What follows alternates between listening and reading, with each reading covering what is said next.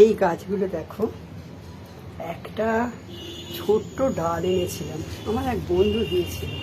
এরকম একটা ছোট্ট ডাল দিয়েছিল, তাতে কোনো শেকড় ছিল না, কিছু না।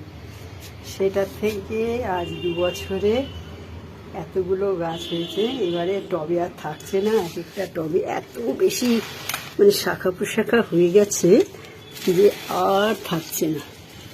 সেজন্য এগুলোকে এখন আলাদা টবে আরও মানে এর বংশ বিস্তার হয়ে যাবে আর কি, কথায় বলতে গেলে এর আরও বংশ বিস্তার হয়ে যাবে। গোটা 3 টবে আছে, কিন্তু এত বেশি মানে হয়ে গেছে কি বলবো তোমাদের।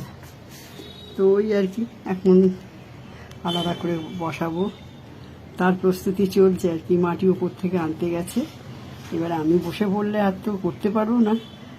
তারপরে আবার হয়ে গেলে পরে দেখাবো আবার। টাটা বন্ধুরা।